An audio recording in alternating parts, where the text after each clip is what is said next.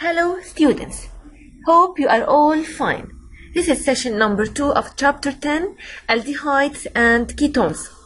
By the end of this session, you should be able to list some physical properties of aldehydes and ketones, add them to some solutions, write their equation of catalytic hydrogenation, write the equation of oxidation of aldehydes, recognize that ketones do not undergo oxidation reactions, and deduce that oxidation reaction can be used to distinguish between aldehydes and ketones. First of all, physical properties of aldehydes and ketones. Refer to the table page 235 in your book to study the physical properties. Take a look, please, first of all, to the boiling point. How does the boiling point varies with the increase in the molar mass or number of carbon atoms of aldehydes and ketones? Do you notice that it increases? So, let us complete the following sentence together. The boiling point when the molar mass of an aldehyde or ketone increases, what? Of course, it will increase, and also with the number of carbon atoms. Now look at the solubility, please. How does the solubility changes in this case? The solubility decreases when N increases.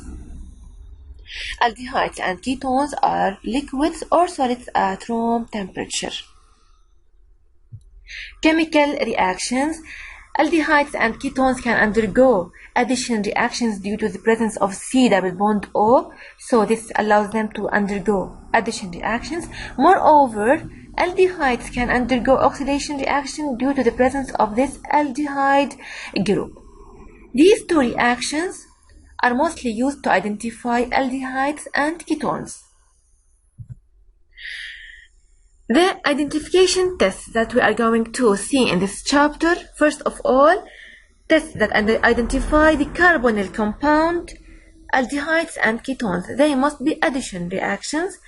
First of all, test by sodium bisulfite solution and test by 2,4-dinitrophenylhydrazine or 2,4-DNPH. Note that these two tests are addition reactions to the carbonyl group C double bond O. The second type of test that we are going to see is those that distinguish aldehydes from ketones. The first test is oxidation by oxidizing agent. The second one is oxidation by Tollens reagent, and the third one is oxidation by Fehling's reagent. These two oxidations by Tollens and Fehling's takes place in basic medium. And finally, we are going to see a test which is a test by Skiff's reagent. First test is a test that identifies carbonyl compounds. It is of course an addition reaction. Take a look here, please.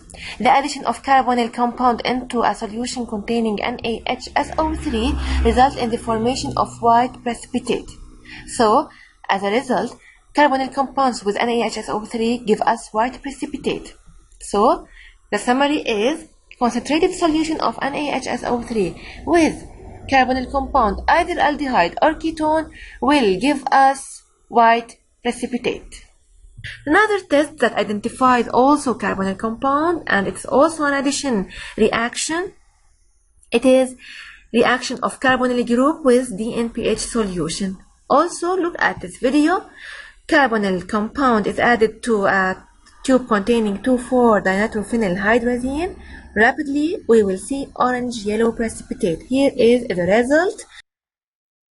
When the carbonyl compound is added to yellow-orange precipitate, we will see this yellow precipitate. If the added compound is not a carbonyl compound, we will not see yellow-orange precipitate. So, as a result, the NPH solution, when added to carbonyl compound, it will give us yellow-orange precipitate. If this organic compound is not a carbonyl compound, then we will not observe yellow-orange precipitate.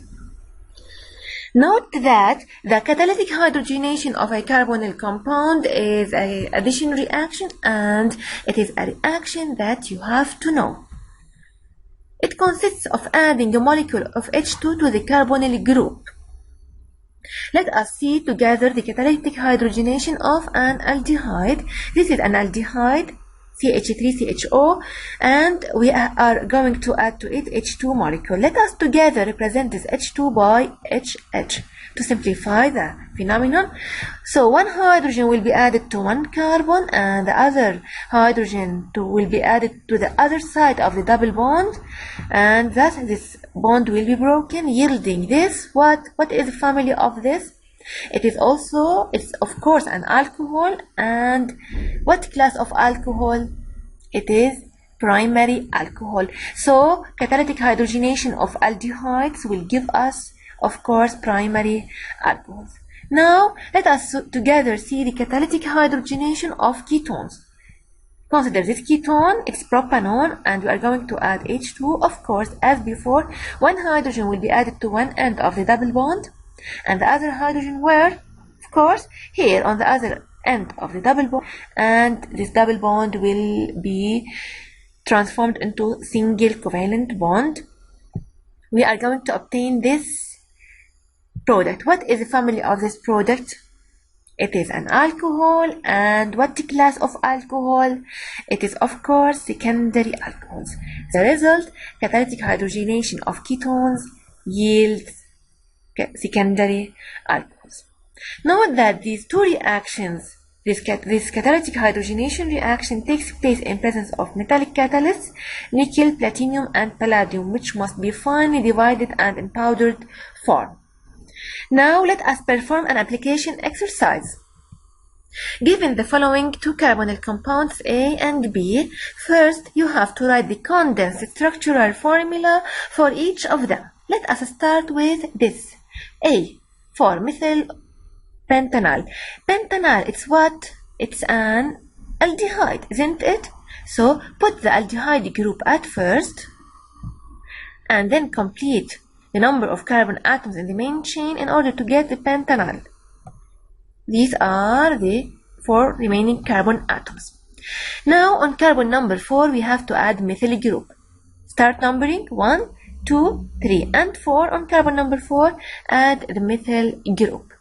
Now don't forget finally to adjust the number of hydrogen atoms so they are suitable. Let's go together to molecule B. It is 4-methyl-2-pentanone. It is 2-pentanone. So we have to put 5 carbon atoms, and on carbon number 2 we have to put the ketone group. It's a ketone. So 5 carbon atoms, and on carbon number 2 we put ketone group. Then on carbon number 4 what? We have to add the methyl group, and finally don't forget to adjust the number of hydrogen atoms. Part 2, can these two compounds be distinguished by 2,4-dinitrophenylhydrazine? The question means, if you perform the test by 2,4-dinitrophenylhydrazine for both compounds, can you distinguish them from each other? Of course not, because this solution, which is 2,4-dinitrophenylhydrazine, gives with carbonyl compounds, aldehydes or ketones, the same result, which is yellow-orange precipitate. 3. Write the equation of hydrogenation reaction for compounds A and B, and then indicate the class of the alcohols produced. A plus H2 hydrogenation means plus H2. Okay, don't forget, add H here and H there. You will get here this change. CHO becomes CH2OH. CH2OH, and copy this part and paste it here. Okay, don't forget that this is a catalytic hydrogenation and needs a catalyst, which is nickel. Part B, ketone plus H2. Another time you will add H here and H there, and this double bond will become a single bond. This is the change that occurs, and copy and paste these two parts. Again, we need a catalyst. What is the class of this alcohol? Look, this is a functional carbon. Only one R group is attached to it, so it's primary. Here, this is a functional carbon. 2 R groups are attached to it, so it's a secondary alcohol. Now, tests that distinguish aldehydes from ketones. Let us consider the following hypothesis. Fructose and glucose are 2 sugars that are present in fruits. Both are carbonyl compounds, meaning that they contain carbonyl group and they have the same molecular formula C6H12O6. If fructose is added to Fehling reagent, the blue color of the Fehling reagent does not change. But if glucose is added to Fehling reagent, there will be formation of brick red precipitate. In order to specify the family of each of them, whether it's an aldehyde or a ketone, follow the following tests. The first test that distinguishes aldehydes from ketones is oxidation of this aldehyde by acidified potassium dichromate solution. Look here, please. If you add a few drops of aldehyde to dichromate solution, the color changes into green. But if you add ketone to this dichromate solution, the color does not change. As a result, aldehydes react with acidified potassium dichromate solutions, but ketones do not. Here is the result. So, the summary: dichromate solution, which is yellow-orange in color, reacts with aldehyde. The solution becomes green. There is a chemical reaction taking place. But this same dichromate solution with ketones, the orange-yellow color persists and no chemical reaction occurs. Another test that distinguishes aldehydes from ketones is the oxidation of this aldehyde by ammoniacal silver nitrate in basic medium. Adding aldehyde to Tollens reagent turns this Tollens reagent into black precipitate, but adding ketone to the same Tollens reagent, notice no change will take place, isn't it? So as a result, aldehydes transform Tollens reagent into black precipitate with silver mirror on the walls of the tube, but ketones do not. So Tollens reagent, which is colorless, reacts with ketone to give us silver mirror and black precipitate, indicating that a chemical reaction took place. But this Tollens reagent with ketones, we see that the solution remains colorless, indicating that no chemical reaction takes place. The third test that distinguishes aldehydes from ketones is oxidation of aldehyde with Fehling reagent. Adding aldehyde to this Fehling reagent with gentle heating will change the color of this Fehling into brick red precipitate. But adding ketone to this Fehling reagent, we see that the blue color of this Fehling reagent persists and does not change, indicating there is no reaction. So aldehydes react with Fehling, but ketones do not. As a result or summary, Fehling's reagent reacts with aldehyde to give us brick red precipitate, but the same Fehling reagent, which is blue, with ketones, we will see that the blue color of the Fehling will not change, indicating that there is no chemical reaction. Note that the mild oxidation of aldehyde can be carried out in two ways, either in presence of oxygen or air. Aldehyde plus half O2, it gives us carboxylic acid. This is catalyzed by copper, heated copper. Or we need oxidizing agent in acidic medium where the aldehyde is transformed into carboxylic acid, and in basic medium this aldehyde will be transformed into carboxylate ion. Here is a new test that distinguishes aldehydes from ketones. It is a reaction of aldehyde with Skiffs. Observe here, please. Aldehydes, when added to Skiffs reagent present in ice bath, will turn the Skiffs reagent pink. But if ketone is added to the Skiffs reagent, we will notice that no change is observed. So, as a result, Skiffs reagent will turn into pink in presence of aldehydes and remains unchanged in presence of ketone. Now let us together perform a summary. To identify carbonyl groups, both aldehydes and ketones, what will you do? Of course, a test involving addition reaction, and then you will have positive test with an aldehyde or a ketone. Now, to distinguish aldehydes from ketones, what will you do? You can do any of these tests. Aldehydes give positive result with all these tests, but ketones give negative result with all of them. Now, let us come back to the hypothesis that we have mentioned before. Fructose with Fehling no change, but glucose with Fehling reagent give us brick red precipitate. What can you conclude? I think you are able now to specify that glucose is an aldehyde, but fructose is a ketone because it does not react with Fehling. Now let us perform an application exercise. You are given two organic compounds A and B. If you notice that A is an aldehyde and B is what? It's a ketone, okay? Complete the following table. What do you observe if you add NaHSO3 to A and to B? They are both the same white precipitate. Do you remember? Okay, now with the NaPH, do you still remember?